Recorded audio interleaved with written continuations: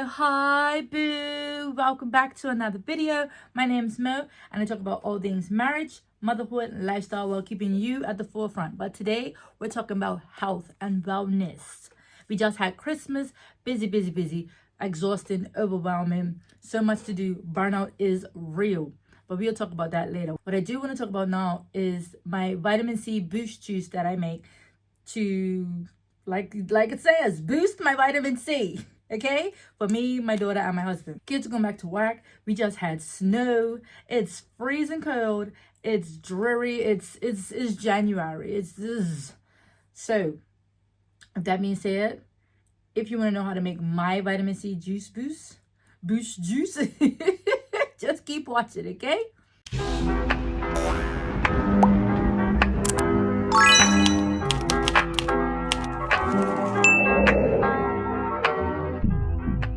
Okay, so it's not really no need for any sort of quantities or like a strict recipe, because I guess it depends on the bottle that you want to hold this juice in. So however big of a bottle you have, that's how much water you will need, right? So all you really need is a chopping board, a knife, and a pot, and I guess a strainer. But we'll get there. If you have a strainer, it's very helpful. Once you washed up all the fruit, because we're throwing the fruit in with the peels. Okay, but we need the peels. Except for the pineapple. So first you have your pineapple, slice your pineapple, take the core layers off, cut it so that you only have just sliced pineapple. Put your pineapple in, put your oranges in, slice them. Squeeze the ends of your oranges, squeeze the ends of your lemon, throw it all in the pot. Slice a few slices of ginger and throw it in the pot. Add water to your desired quantity amount. Let it boil. When it comes to a boil, leave it and let it steep. Now, the reason I say that it doesn't matter how much water you use or how big your pot is because, take for example, if you used to have a cup of old English tea, you have a small cup, you use 1 tea bag, right? It depends how much water it is. You have a big cup, you use 1 tea bag. It depends how much water you use, right? But we still got tea. So that's the same concept for this juice. So once it's brewed, I try to do it a minimum of 2 hours. While that was stewing, I also have the final ingredient, which is what we call sorrel or hibiscus leaf, loose leaf. If you're African or if you're Caribbean, you would definitely know what I'm talking about. If you can't find it, try to go to your local African or Caribbean shop. They would have it. So essentially, I just take about a handful, put it in some water, and leave that also overnight or a minimum of like 3 hours. So you want to get it nice and deep, beet red, deep purple. So what's been brewed in the pot, so that's the pineapple, the oranges, the lemons, the ginger. Sometimes I use lime, sometimes, because lime's still pretty good. Once that's stewed, I would strain it and put that into a cup. Now, what I used to use for my daughter when she was much smaller, she's 3 now, so when she was probably about 1.5, 2, I used to dilute it even further in her own little cup, and I would just give it to her like that and she would drink it. Now that she's a little bit older, I give it to her how I drink it, so we just add just a very little bit of honey in the cup, pour it in. We drink it hot or cold. I like to drink it hot, so she drinks it hot because she calls it her juice tea. So she drinks it hot, and it is amazing. Amazing. It helps just like, I just notice a change instantly. It's like her throat is eased from the coughing. So I think that's what the honey is doing. I can hear the change in the dry cough, and I can see how she's changing in her attitude, right? She's getting her energy back. She's pretty much been OD'd with vitamin C. So that's how I have it for her. And if you don't have sorrel, then you can have it like this, and it's perfectly fine. It tastes amazing. I mean, if you like citrus, if you like oranges, if you like lemons, you won't have no problem with it. It's such a good drink.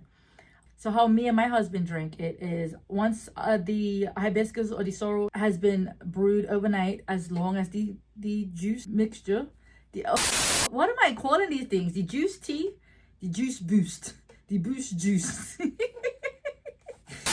Once the sorrel has been brewed, I strain it into the juice mix, right? And I stir it around, get it nice and, mix it up real good. And then I strain the entire pot into my bottles that I'm holding. Now, I keep the bottles in the fridge so that they last longer. So I got about maybe full glass serving. It will probably be about 8 to 10 glasses. Or if I have it, like I said, I like to drink it hot. I would have like a proper teacup of it and just drink it like that. My husband, he drinks it like his drink. It doesn't last long. In a week, it's definitely gone. But I have two mixtures. I have one with the sorrel and one without. So if you're gonna try this, let me know how it works out for you. Please put it in the comments. Let me know if there's anything else you think I should add to make it just a little bit more razzle dazzle, do the job. Because if I could put as much nutrients into a juice as I can, or into a juice tea as I can, and I'll do it. And especially with having such a picky eater, if you have children, you know these kids quick to say, no, I don't like that. No, I don't want that. So the fact that she likes this juice tea is phenomenal. It's amazing. It makes you feel like number one mama, like I cracked the code. Now, I realized when I was making this tea that I have been feeling so burnt out and exhausted. Like I said, just coming up after the Christmas season. So I normally like to keep January as a time to rest. So since it's also my birthday, gifts are welcome. I definitely try to take this time to just rest and relax. I don't put no additional pressures. It's not a new year, new me type of flex. I don't believe in that. Not in January. Especially now that I'm a mama and a wife. Like, I have a lot more responsibilities. I wear a lot more hats. I need some sort of a reset. Yes, I have my mo days throughout the year, maybe like once or twice a month. But this is just a full, we go the hardest. We go the absolute hardest for Christmas. After that, baby, take a seat. Take a seat. The New Year, New Me process to become like a whole new woman when all we did was go from, what my friend says, Wednesday to Thursday. That's all we did. So what? I actually don't feel different. Yes, you can set good intentions, but I like to just take the time to reflect and see what happened last year. Where can I improve? What can I do better? What can I do differently? Maybe what can I keep doing, right? Sitting down and going over the last year made me realize, well, not made me realize, because I actually, you know the responsibilities that you have. You know if you're a wife, you know if you're a mama, you know if you're a full-time employee, you're a content creator, you know you're somebody's daughter, you know you're somebody's friend, you know you're somebody's cousin, sister, all the roles that you play. The older you get and the more responsibilities that you take on, it becomes a balancing act. And if you want to be great in everything, it's very unlikely that you can hold such a high regard for each role every single day. And I think that's where I had to learn, okay, this needs to be reorganized. This needs to be scheduled. I need to be more intentional with how I show up in the different roles and responsibilities of my life. I'm a mother every single day, all day, even when I'm not thinking about it. But I'm sure there are times where I can take the mother role and just scoot it to the side just for a bit. In the same breath, you're always going to be a sister. You're always somebody's daughter. You're never not somebody's daughter. But are you thinking about your parents 24/7? No. In this moment, my parents are okay. They're probably going out. They ain't worrying about me, right? They're good. In this moment right now, my daughter's not her. She's okay, right? I don't have to mother. I'm still her mother, but I don't have to. You pick up what I'm putting down. All right, cool. Let's move on. So realizing this balancing act has helped me to organize how I show up. So going back to Christmas, I did Vlogmas. Vlogmas was Vlogmas was so hard for me as someone who doesn't show up on YouTube every week. For me to try to commit so hard to show up at least once a week, twice a week. But baby, I did it. But man, late nights, early mornings, ooh, tell me about it, right? So I came down to a schedule where I have a weekly content schedule now, and it's on certain days for my content. I'm able to do certain days. I can research, edit, script, post, plan. I can't do it all in one day. Not in one day. I have certain days where I can think about my next topics, think about my next videos, script, what I'm going to wear, where I'm going to film it, how can I film it, where is my child going to be, like, you know what I mean? I have certain days now where I can actually sit and plan that. Then I have days where I can just edit. Then I have a day where I can just film. Right? And these are all strategically placed in these certain days. I'm doing the same thing with my workload when I'm at work. Which days am I focusing on this portion of my job? And which days am I focusing on that portion of my job? Same thing with mothering. Which days do I need to do your hair? Which days can we have a cheat meal? Which days should I take you out and, take you here, take you there, school pickups and moving around? The calendar is full, honey. I'm labeling everything. I'm putting it all out. It's same thing where I want to show up more intentional with my friends. I love my friends dearly, and I feel personally that I have been dropping the ball a lot since becoming a mama. As it happens, you're busy. I no other excuse. You're just busy. But in the same breath, you get out what you put in. So if I'm pouring into my friends, hopefully my friends are pouring back into me. But my friends they're good friends, so ain't no problem with that. But I feel like I've dropped the ball. I'm normally so attentive. And I think because I've taken on content creation a bit more, it's like everything else has scooted to the side, which is fine because I've been putting myself first. You like what I did right there? And it's so funny because I was watching Nas's vlog and I want to say Aaliyah's vlog, and they both have mentioned the same thing about showing up fully in your content. Like when I'm posting, baby, when the consistency is there, when your girl is putting in that work, just know it's like I'm slacking somewhere else, or somewhere else has had to take a step down and content creation is up here. So that's made me feel better. That's made me more accepting of how my life looks like now, this season that I'm in.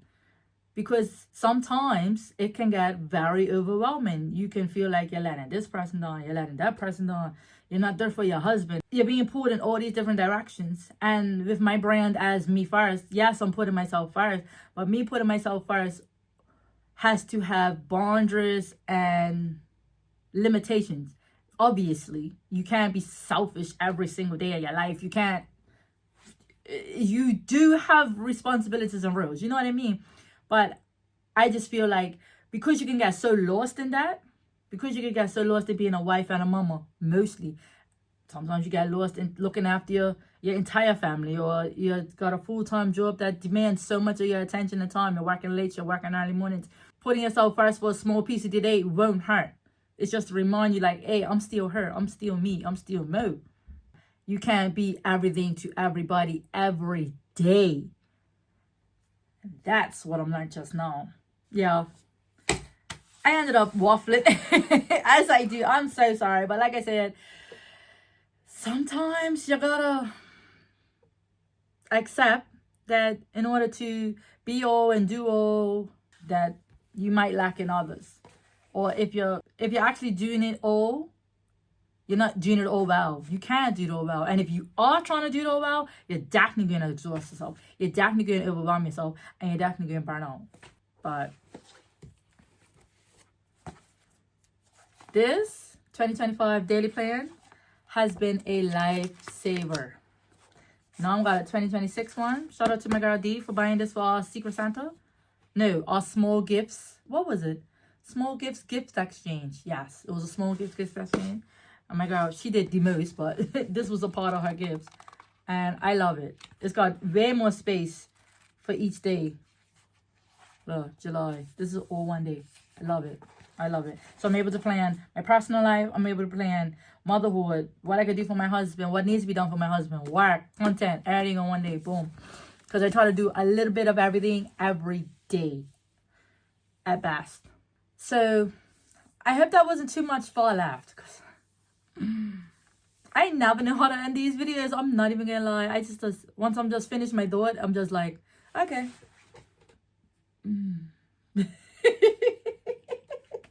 Anyway, let me know if you try out the vitamin C boost juice.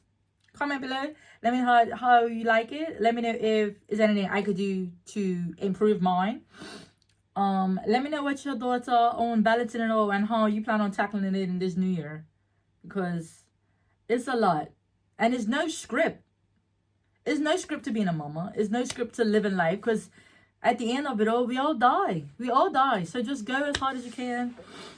Do the best you can, trying to maintain societal pressures and all the things. But girl, in order to return, you must leave. So with that being said, I love you. Nice having you here. Don't forget to like, comment, and subscribe. And I'll see you in the next video. Love you. Mean it. Bye, Bookie.